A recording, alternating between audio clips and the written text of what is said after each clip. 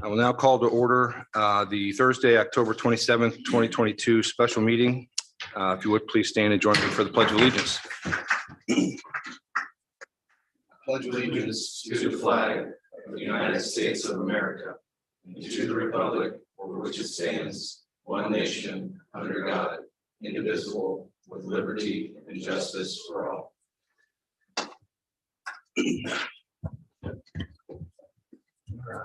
First is a request to speak on agenda items. I'm assuming we don't have any requests to speak. Very good. Up next would be old business. Item A, consideration of the 2023 budget for the town of Zionsville. This is ordinance 2022-21. This is a final reading. I believe Kelly and Tim are both here to answer questions for counselors. Tim's here. Perfect.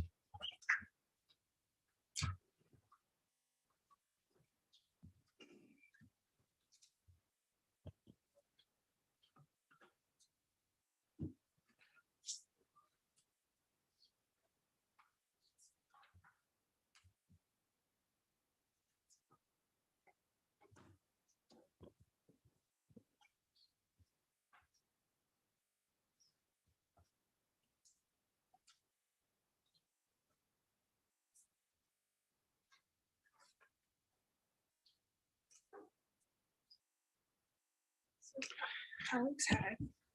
I had one question, maybe more depending on the answer. Just to clarify, and I don't see the mayor, maybe the deputy mayor would be willing to speak on this as well, but just based on emails, I had asked last time to amend the budget to remove the contractual services from HR, admin, finance, and non-departmental. And since then, we had some emails back and forth, and I just wanted to clarify on the record that per the emails back and forth, the only long-term planning items that are budgeted are for the fire station location study of $55,000 and public safety building study of $150,000 per the email.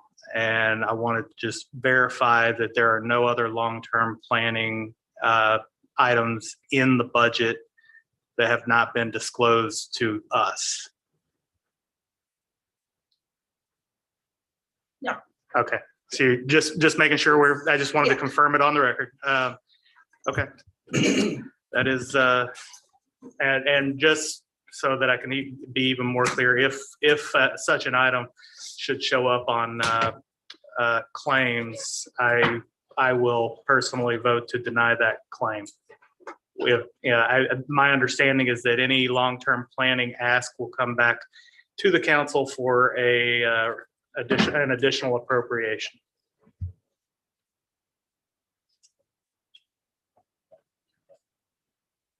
Alex, do you want to ask your question? I've got Tim up here because I'm looking at the latest supplemental and I don't see those numbers. So I want to.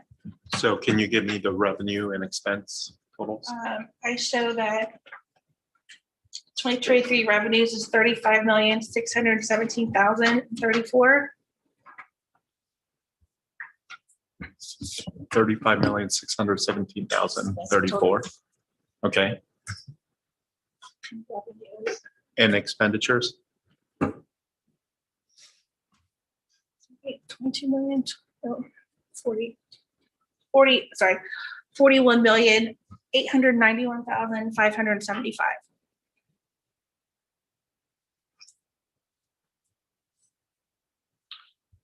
Okay. Okay. Good. Thank you. What was that in regards to, Alex?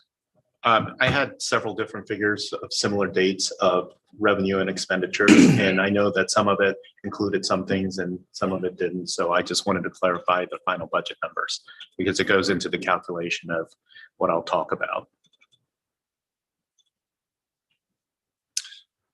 I would just say a couple of things real quick.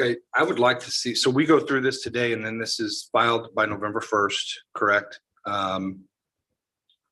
Within 5 days. Within 5 days. I did ask Kelly and Cindy to send just a brief breakdown of the supplemental distributions that we've received, supplemental revenue. And just for counselor's perspective, or reference, I think I forwarded this, so I'll say it for the public.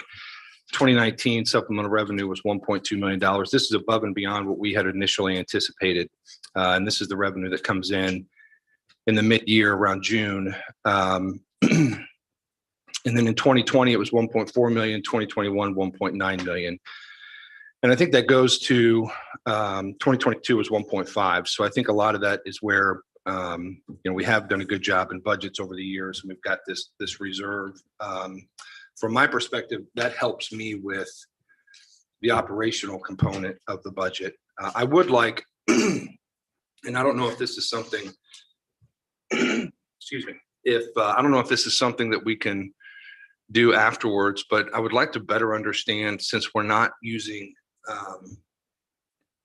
I like the priorities that the council has in here as well, right? Like in bringing everybody up to midpoint, agreeing with the 7.9% increase.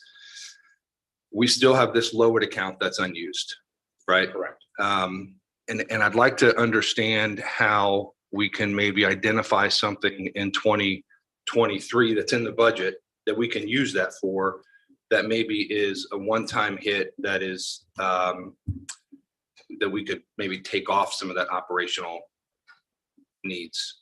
So I guess my point is, I just think maybe over the next 14 months, we probably need to work through that and try to identify it if we can. And I believe, and had talked with Heather about this previously, that those dollars could be transferred as well into the general fund at this point in time. Okay. To cover some of those general fund expenditures, which is basically doing the same thing you're looking to do. Yeah, no, that's good. Would that be something where we would do a reappropriation in 2023, or? You do a transfer. Okay. You can do it in 2022, quite frankly. And then it would just go into your year-end balance in your general fund. Okay. Jason, what was the fund you're speaking of? It's a Lowit fund. What is it? LOIT? It is a Lowit special distribution. It was a special distribution that came from the local option income tax prior to the local income tax, prior to when it was changed to local income tax. I believe it was from 2016. It was one of those supplemental distributions that you were talking about earlier. And it is the remaining balance. I want to say the balance is somewhere in the neighborhood of $433,000 in that fund today. This was the money proposed to do the one-time bonus. So when we pulled the bonus away and went to the increase, we had to. So that money then was not used for a one-time expense, and since now it's operational. The income increases on operations, that money has not been identified for an expenditure yet. So it's just sitting there. But it could have been put into this budget for one-time expenditure. For one time, yeah. Which is why I think as long as we can, to Tim's point, as long as we can transfer it either this year or next year, and then, we can, or find a one-time expense for it. Right. You could do either way. Yeah. So that's all I had on the budget. Does council have a preference whether to put that into this budget and do it now? I think personally we can. You would have to advertise that. Yeah, I think we gotta have advertised for 10 days before we do it. So, but we can still do it in this year. Yeah, you can do it at any point in time, or like Councilor Plunkett said, you can look at an expenditure within the budget today and move that expenditure from the general fund or whatever fund that it's being spent out of today into that fund, as long as it is an acceptable use of those dollars, which most of your expenses would be. My personal preference would be to spend some time working on it over the next few months and identify something that we can use for in 2023 that's in the budget, and just do it then, because it's not going anywhere. So.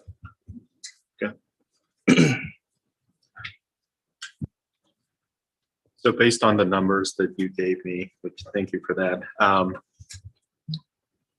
it looks like the difference between expenditures and revenue is $6,274,941. Does that look right? I get 6,998,092. Okay. But Let's see. Yeah. Okay, then something's wrong about the numbers that I received. So okay. the, I'm sorry. Let me make sure. I'm looking at Tim's sheet and my sheet. So let me just look at yeah, this the latest. This is kind of my confusion. yeah. Is I have so many different numbers floating So around. this is from the 7th. So we've got for revenues, 35,613,338. 35,613,300. And 38 Okay. for that's for revenue. For expenditures, 42,182,602.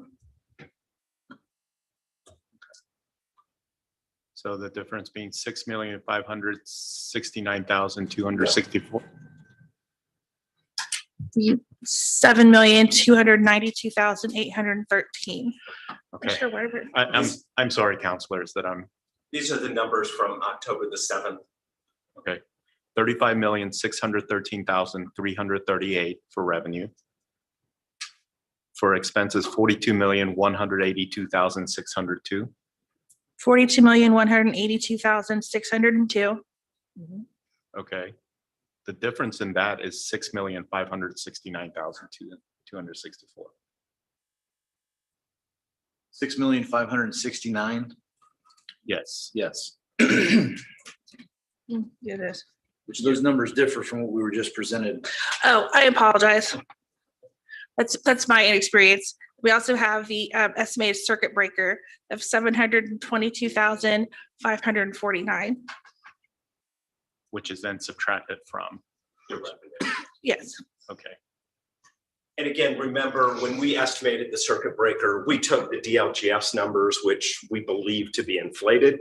Mhm. So we believe that that circuit breaker impact is to be much larger than what it will be in actuality. During this current year, the circuit breaker impact was about $125,000. We've estimated, based on what DLGF provided to us, nearly $750,000. So we Okay. believe that will be much less because The impact will be less. assessed values grew so much faster than the levy growth quotient. And so as a result, we would not anticipate the circuit breaker to increase. But we also did not know the impact of the additional levy on the library Mhm. that you adopted when we put this together. So we used the conservative figures from DLGF. And what was the circuit breaker figure again? 723,549.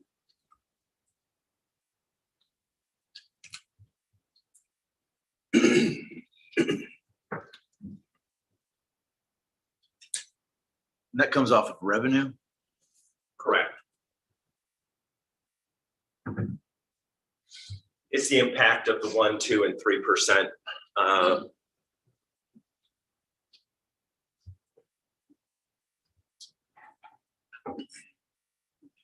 Traditionally, Zionsville has had a very small, because you have a low tax rate, you've had a very low circuit breaker impact.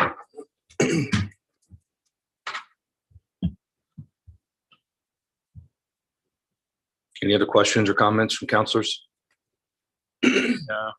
Yes. Sorry. So the difference then is 7,292,813. Is that Correct. okay? So we're on the same page here. And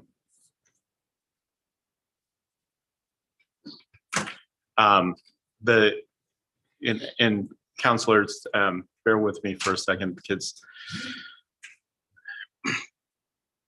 so what we have here is, we went through this as wanting to come up with something that is a balanced budget. And the difficulty around it was how we were applying the capital outlays for this. And I'm just finalizing my figures around this. So we have a difference of $7,292,813 in the deficit. But what we talked about was that we take out the capital outlays because it is not applicable, that it is something that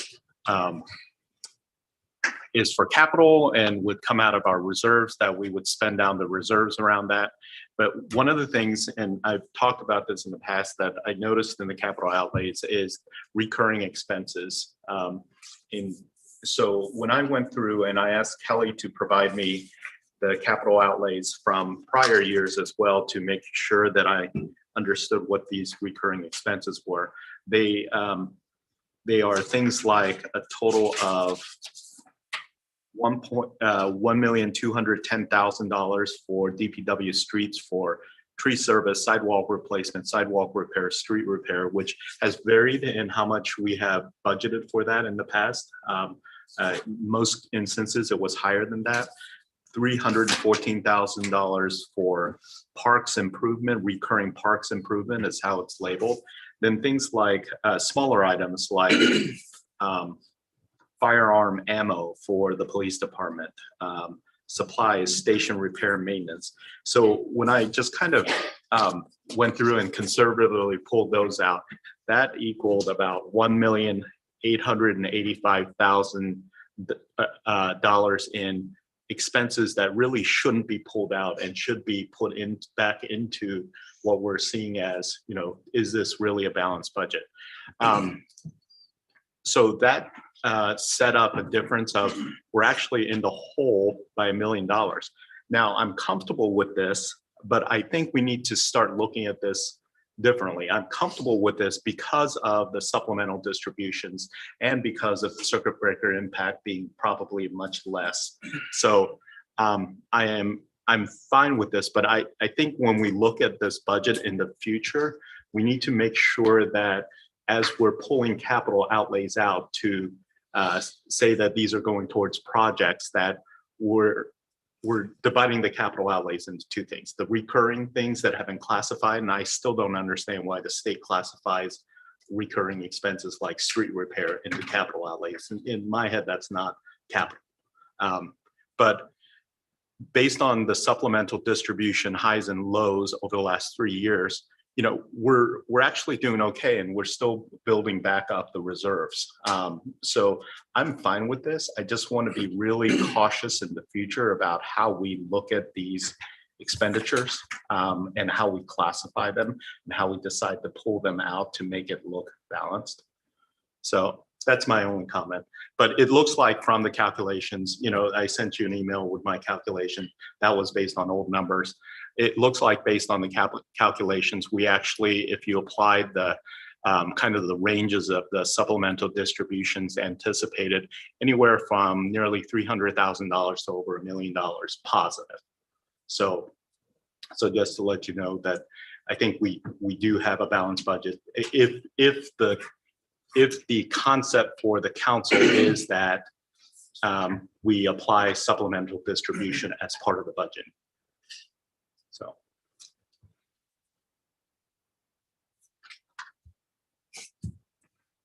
Any other questions from counselors or comments?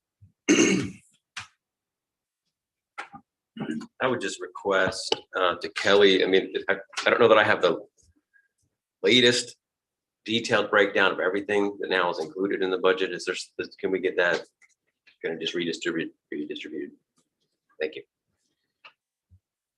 It would have been the figures from the October 7th date. So you would have had. Well, I'll sit again.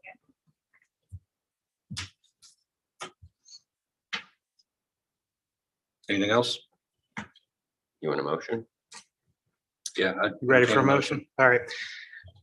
I will make a motion to approve the 2023 budget on the final reading with a couple of amendments.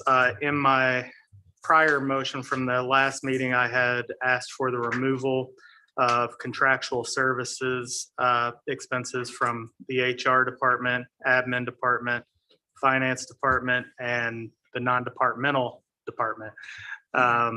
I would amend that to add those figures back in. I can outline those line by line if I need to.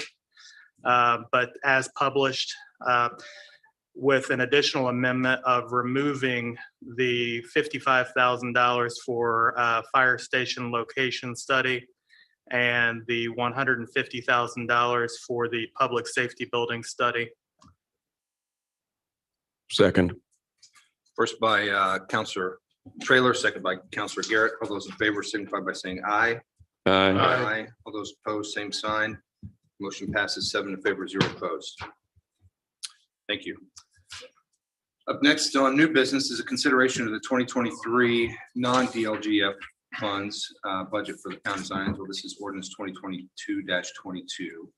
This is a first reading, and Kelly's here for that as well.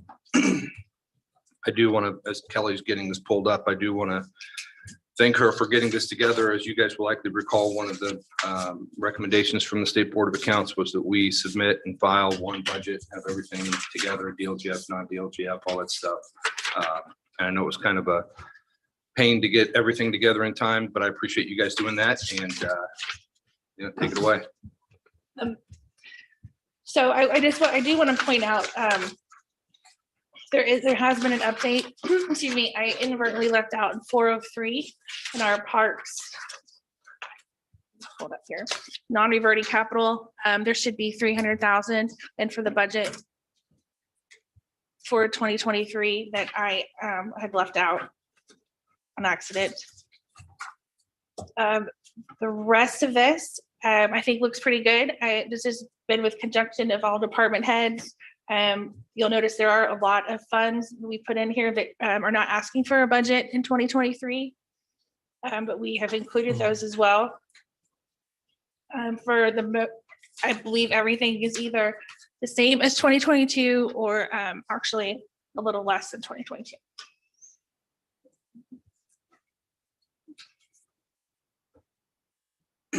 Any questions for counselors?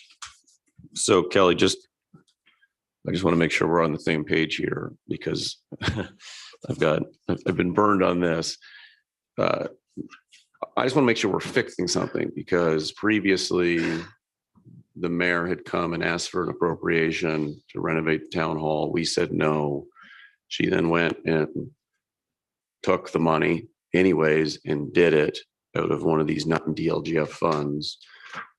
The State Board of Accounts came in and said, no, you shouldn't have done that. And then the bond agencies came in and said, why are you doing that, and lowered our debt rating.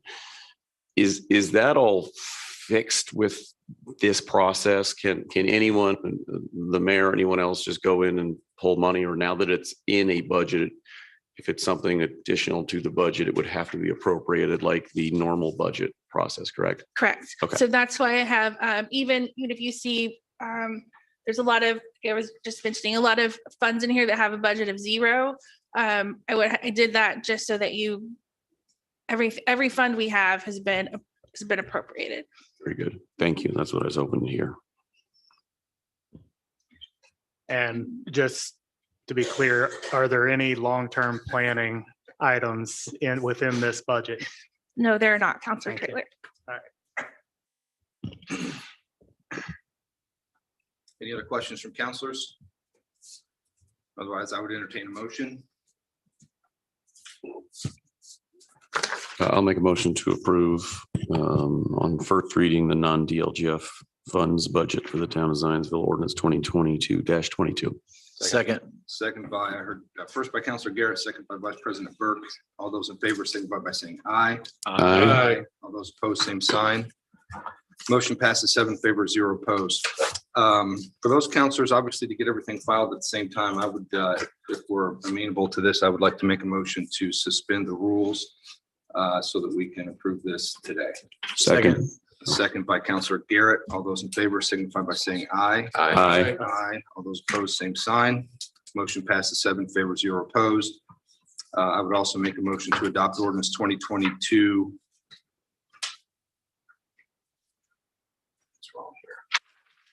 2022-22 on first reading. Second reading, I'm sorry, on second reading. No, am I saying that right, Adam? Yes. So motion, it's wrong on the sheet here. So 2022-22 on the second reading. Yes. Okay, I'll make a motion to approve ordinance, adopt ordinance 2022 on second reading. Second. Second by Counselor Melton. All those in favor signify by saying aye. Aye. All those opposed, same sign. Motion passes 7 in favor, 0 opposed. I do real quick, before we adjourn, I just want counselors to know this is specific to the budget. We had a couple of conversations in the last few meetings about Zionsville Police Department, Zionsville Fire Department, bringing items to us that they would like done before the end of the year. And we've received a number of those requests. We've got appropriation that's been published and will be heard at the November 7th meeting.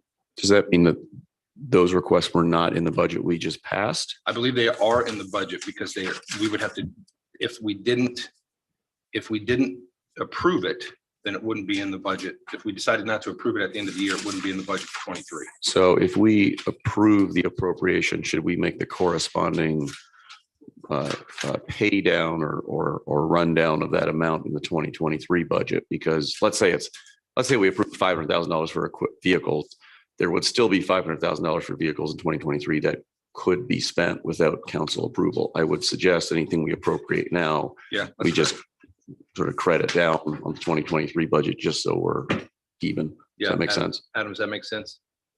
Yes. No, I would make sure that we're not Sure, yeah. jeopardizing any levy or anything. It would be a de-appropriation or something, right? What you would do is in January, after this DLGF approves the budget, you would come back in January and do a de-appropriation Yes. of those funds. Perfect. Thanks, Tim. And Tim, before you go away, I think you might be the one to answer this. So since we just made some last minute amendments and we're signing that we voted to approve this, will we have to sign something again with the amended version, or is just the fact that it's on the record, will it be taken care of behind the scenes? De-appropriation? Removing, talking about removing the 150,000 for the public safety building study and the 55,000 for the fire station location study. That'll all be done by you between now and November Yes. 1st, right? Yeah, based on your amendment, that's what will be entered into DLGF. Those two changes will be corrected. All right. And then uploaded to DLGF within the next 5 days. Perfect. And then one last thing real quick, counselors, we've had residents bring to our attention, Lance and I met with a resident from Colony Woods about a parking concern over on the west side of Colony Woods by the school, similar to what we had at the high school. So just want you guys to know we'll be reviewing that here in the coming meetings as well. So that's all I have. Am I allowed to make a motion to adjourn, or would somebody else like to do that? Move to adjourn. Move to adjourn by Counselor Garrett. Second was Burke, Vice President Burke. Vice President Burke, second by Counselor Garrett. All those in favor signify by saying aye. Aye. All opposed, same sign. Motion passes 7 in favor, 0 opposed. The next regular town council meeting is scheduled for Monday, November 7th, 2022 at 7 p.m. in Zionsville Town Hall Council Chambers. Final notice will be posted in compliance with the Indiana Open Door Law. Thank you very much.